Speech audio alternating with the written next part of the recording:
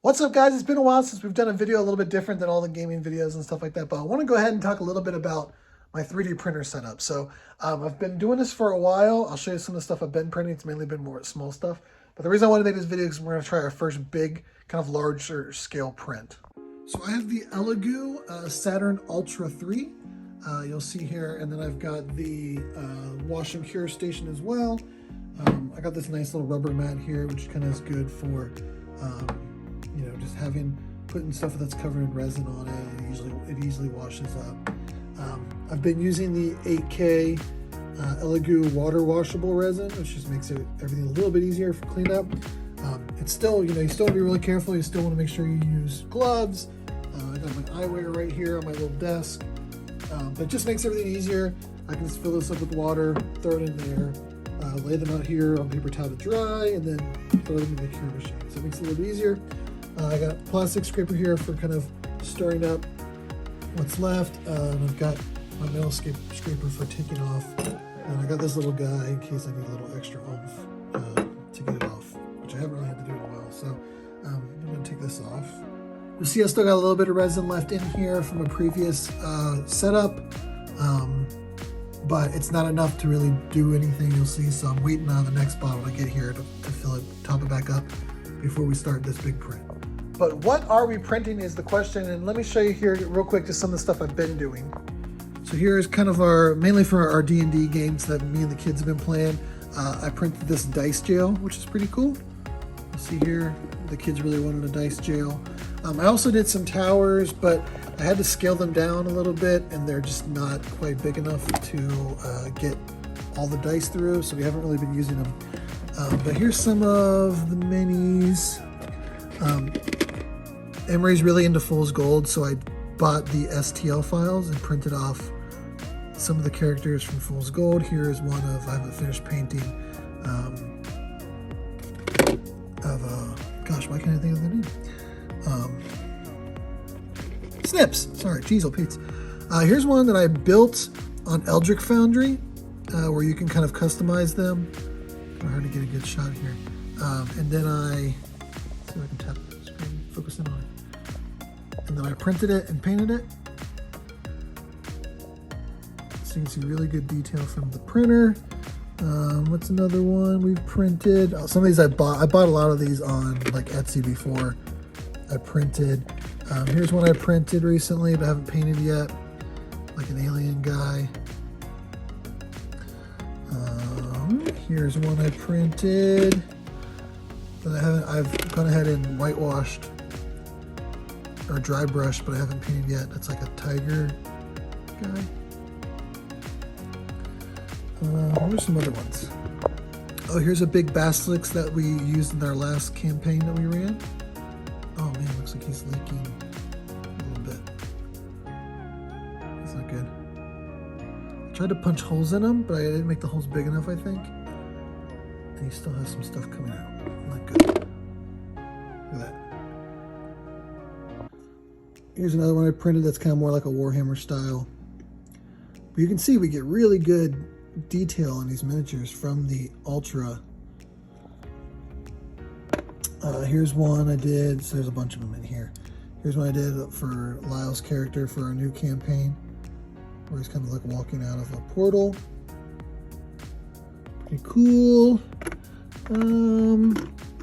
This is a guy they're going to be encountering soon. So you get really good detail in the miniatures, but I haven't done anything big yet. So this is what we're going to be printing. It is a kind of a larger scale Raphael statue, which I'm really excited about. I just bought the STL off I think Etsy, got it off Etsy. So this is just the actual statue. The base and stuff is too big to fit on the plate as well, so we'll have to print them off separately. But when it's done, it's going to be a pretty large scale. I also haven't painted anything this obvious. That's going to be the other challenge for me. Everything else I've painted have been minis, so you know they hide. You know, you hide some of the details. Here's another mini I painted recently for the campaign I'm running of Emmys. You can see like I can get in there pretty good, but like if I kind of smudge something up or something, it doesn't really affect it, you know, because it's so small. So, but on something larger, those imperfections and those little slips and everything are going to be much more noticeable. So I'm a little nervous.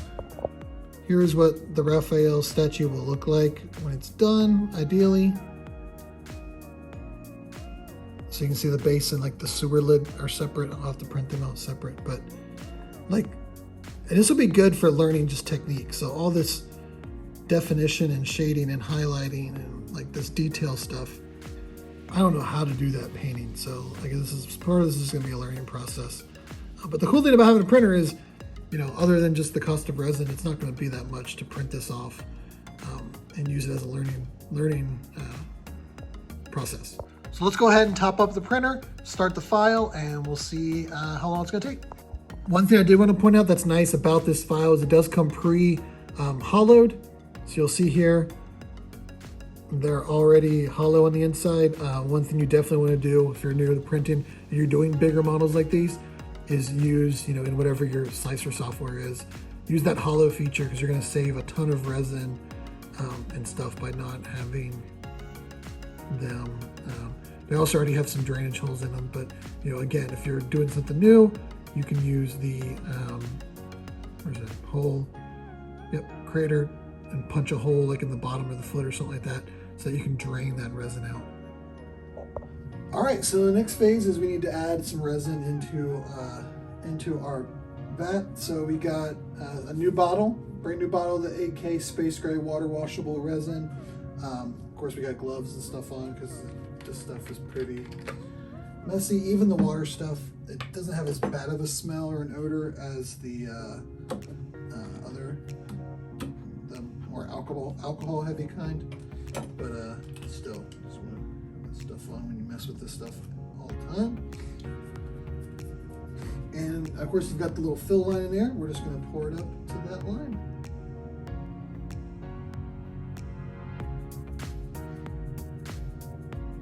We're going to go all the way up to the max line since it's going to be a big print.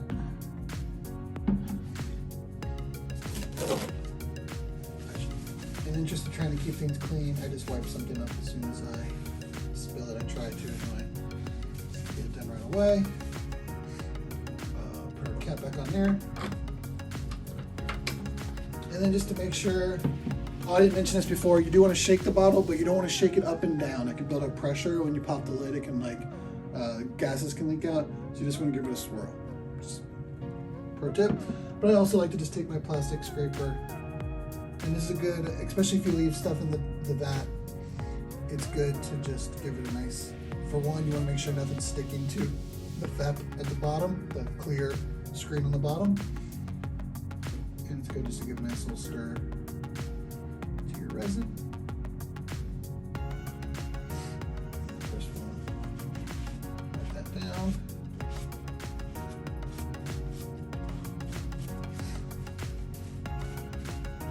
We got, we should be good to go. So we're gonna put our lid back on. And this print's gonna take about 5 hours. So let's go ahead and send the file so we can start the print. All right, so back over on our software. I got you up here on the main monitor. We got everything laid out here. We're good to go. I did add a little Warlord mini here that is gonna be for the kids campaign, D&D campaign that I need. So we've got that, and then over here, let's see if you hover over it, it gives you this little box that just shows the build height area. So you can build something like long that goes essentially all the way up to that. That's like your build area. Everything needs to fit inside that box. So zoom back in here. Oops. We'll hit slice. I'm gonna go through and slice that file. While we're waiting, if you're wondering where I get a lot of my files, I have a lot here on my mini factory. So you can buy individual pieces, which I've done, or you can subscribe to a bunch of different creators that will send you stuff monthly. Some do like one a month, some do entire sets. Most of them are pretty cheap. They're like $1, $2, $3 a month.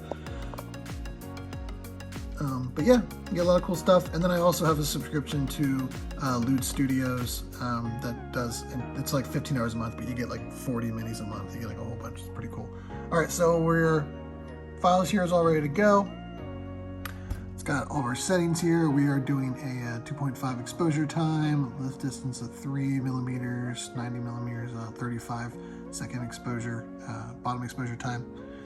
Then you'll see up here it tells us this is going to take about 134 milliliters of resin. It's going to cost us about $4.50 based on like the price. It's going to be right under 5 hours. Now the cool thing about the Saturn Ultra 3 is it has network sending. So we can just click network send. It sees our printer, hit send, and it sends the file directly to the printer. All right, we are all done. Here's our build plate. Took 5 hours and 31 minutes. Done. You can see not much dripped down. We filled it up to the max line, so we didn't use that much.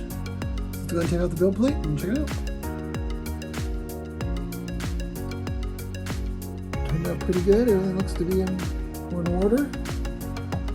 I'm getting off the build plate. We're just going to use our scraper. I'm just going to get a little bit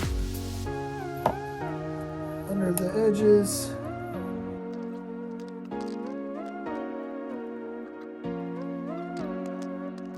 All right, so we just got everything off the build plate. And you'll see here, all the pieces here. So here, come on,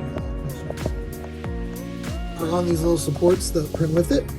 Now you can kind of decide, some people like to wash them and cure them with the supports on. I tend to like to go ahead and remove them now. A few reasons: because they come off a little easier before you cure it, and all these little points that it reaches, they're not getting cured properly because there's something there. So I just like to go ahead and get them off now, and then I'll dispose and sit all these pieces out in the sun just so they can naturally cure and not float away. So I'll go ahead and pull all these off. Okay, so we've got all of our contaminated stuff here that we know we can get rid of and cure and throw out. And all of our other pieces are now set, other than some of these little tiny pieces. I didn't put them in here because they'll fall through this into the little wheel that spins down. So I just hand washed them, dipped them a few times, and then put them out to dry. I'm going to sew this up. I'll take the UV plate off from the spinning plate. Set our wash station. Try and do this with one hand. On the spot. There we go. All right. Turn on our wash station. We want it in wash mode. 3 minutes. There we go. So it spins up and it washes all those parts. And that's why we couldn't put those little tiny ones in there. They can fall through that grate and then get cut out of it. So, something right here is sticking. Here, vibrating. Sometimes like a sword or something can stick through and hit that wheel. But let's see how it goes. All right, we got the lid on, so we're gonna go down here to mode, switch it over to the light.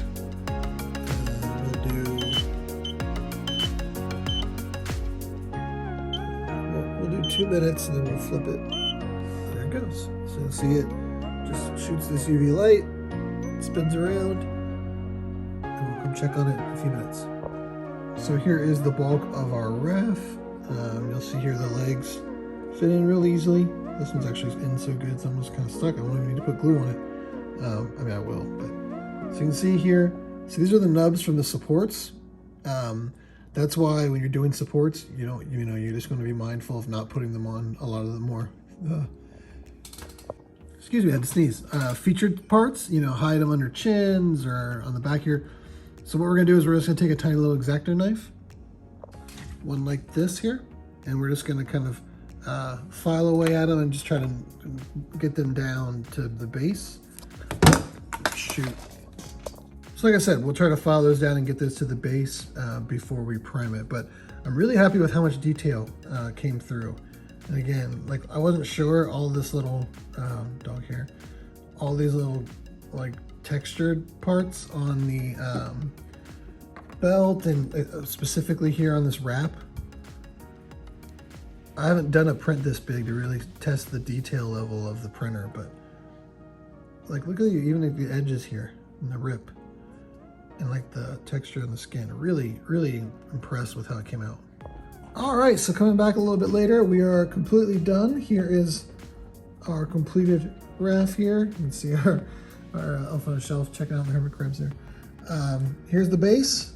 Shout out to LA Figures. And we got this nice little sewer lid that goes on top of it. So it goes like that. I'm not gonna put it in quite yet because I'm gonna paint it separately, but you'll see a little test fit here for the Raph.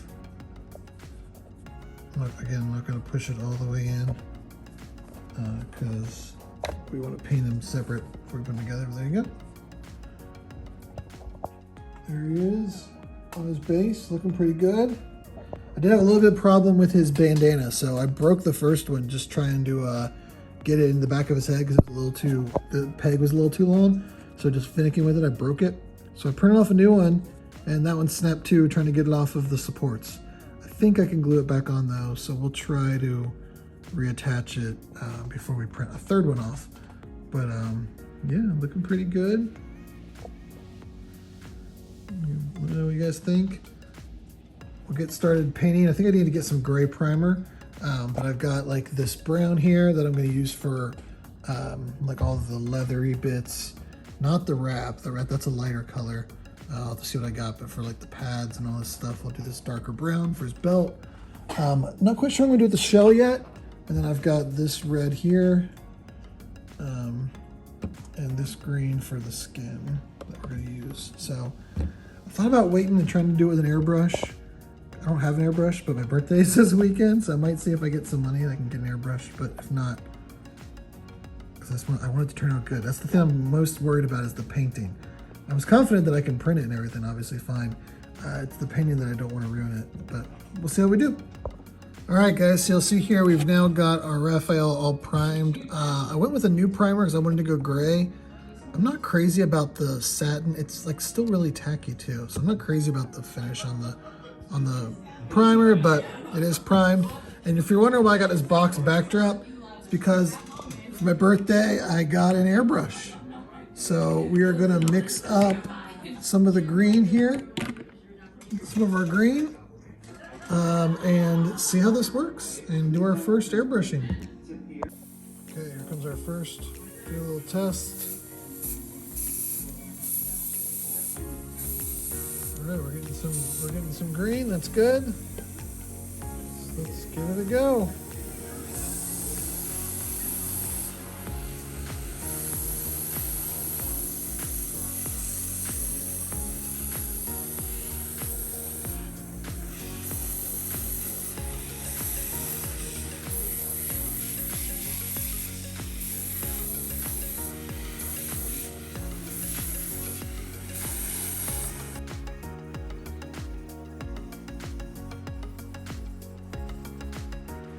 Okay, I did a horrible job of holding that by the actual camera, but this is after an early coat. I'll probably let it sit for a second, come back and hit it again. One thing I did notice is so this is just a cheap airbrush I got off Amazon. It's a 0.5 millimeter. Oh, we got some gunk in there already. So it's not really fine. So I'm definitely noticing where like, I can see we're an upgraded one with a dual flow where you push and pull. It'll give me a little bit more control. So I don't think for really fine details, like when I go in and do all these pads and everything, I'm probably gonna have to do that with a brush. But you can see how evenly it does for all these thicker parts. And when we go back in and do some shading later, I think it'll be nice for that too. All right, so we'll see here. I might come back and hit it again, but the cool thing is I think I went a little bit too dark on some of these shades when I tried to, but the cool thing about going too dark is it's easier to light it up. So all I did was put a little bit more green and tone down on some of the darks. Okay, so we're back the next day. My camera died, but you'll see here on the last shot we had how thicker those blacks were. I just came back through and lightened it up a little bit. So I added a bit more solution and then drained a little bit of the darker green and then added more of the regular green. I didn't really add any white. I just put more normal green and cleaned out the old stuff. And then just hit over it again on some of the really dark areas. I think it really made a difference. I'm really happy with how this turned out. I think you can see now the shading and the darker tones now and the muscles and the cracks, but it's not quite as harsh as it was a minute ago. I hit a little bit on top of the head too. Guys, I'm just like, I'm just giddy with how this turned out so far. I wasn't sure, my first airbrush job. I got a few touch-up spots. You can see I went over with a brush and did the browns here. So I just gotta go through and touch up a few spots. But overall, like with the airbrush, I'm stoked. I can't believe how cool this is turning out. I can't wait to kind of fill in the rest of these areas and get back to work. Okay, so we finished the shell. And you'll notice that the shell is the same tone as the belt, which we don't want, but I like the base color. And of course, we're gonna do a bunch of washes and some detail work on just about everything. But I think what I'm gonna do is for the belt, I'm gonna come back in, where's that? And add some of my gray speed paint. This is a very, actually comes out really dark, but I think I'm just gonna go over it and try to gray up this belt a little bit just to make it a little differentiator. And then when we come back and do washes, we'll go thick on the shell, which will make it a little bit darker and look a little grimy. Hopefully that kind of differentiates the belt and the shell enough to where they don't look so seamless. All right, little update. So I did the chest, which was what I was really nervous about. I really didn't have a color. I had to do some mixing, and then I had to use a brush, which was really not working. So then I put it in the sprayer and darkened it up a little bit. And if you get in real close, I mean, you can see some imperfections, but I really think it did turn out good because I just didn't have a color in mind on what I was going to use on that. And I think that mix, which was a really mustardy kind of color with just acting a little bit of white. And then I added some more of my gray. You'll see I did some of the highlights or some of these little detail rivet bits. The belt turned out pretty good actually with that, just throwing that gray speed wash on it. And then I did the weapons in a metallic silver. And I'm ready to start. One of the parts I'm more nervous about is my biggest challenge where I fail, and you can see I missed the spot right there, is where it meets seams, where things meet. I just can't get the detail or the brush control to not bleed over. And I'm terrified about doing this bandana, but I guess it's about all we got left to do, so let's give it a shot. All right, all in all, I think it went pretty well. The red went on really dark, so it actually took about 3 coats. I got a little bit of touch up I need to do with some more green around where it just bled over, but it took about 3 or 4 coats to even get it that right. You can see I did the eyes and the teeth. It looks good from decently. When you get really in up close, you can see, you know, some of the stuff, but all in all, it's looking pretty good. I'm gonna try to go in with this darker purple and just do the gum work, like just a thin line around the gums. We'll see how that goes. All right, I think that's pretty much it, guys. I mean, I might come back like tomorrow and let it sit and then come back and do some more touch-up work, but dude, it looks really good. You can see I did a thick black wash on the shell, and I feel like I go back and forth about washes. Sometimes I feel like they rob you and just kind of make everything look overly grimy and kind of can even rob detail. I went back and forth on whether to use wash on the wraps because I just love the detail on the wraps and how they came out with the print. I decided to go with a gray wash, so just my Vallejo Game Wash gray, pale gray. And I think it did a good job of maintaining the detail. You can still see like there's fine wraps, the fine details in the wrap, but just giving it a little extra, you know, grit, a little extra shading, make it look lived in. Put a very thin wash on the weapons. Again, I didn't want to over grime it up and lose that detail. The gums didn't quite turn out like I wanted to. I may do a little bit more on them. It was just went on too thick, and then I had to come back with more white and push it back. But dude, oh, I'm so happy with this. This looks freaking awesome for my first large print, first airbrush. Oh my gosh, I can't believe how good this looks. I did get from LA Figures the other 3 turtles and Shredder. So I'm looking forward to doing, that's gonna be tricky because I want to try to do them all in a different shade of green. I like when the turtles all have just a slightly different shade of green. So how I'm gonna achieve that but still have the proper shading and everything remains to be seen. But man, what a trip. It took a while to do all this, to print it, to wash, cure, prime, paint. But I'm really happy with it. It turned out way better than I could have expected. There's the base. Very happy. Man, I'm ready to do the next one. Thank you. Please like and subscribe. Let me know if you want me to do a similar video when I do the other ones. When I do the other turtles. But yeah, for now, thanks for tuning in. Let me know what you think in the comments. How my work can be better. Of course, I think mainly just attention to detail, just all the little parts that you really can't tell until you look up close. But thanks for tuning in, and I'll see you guys next time.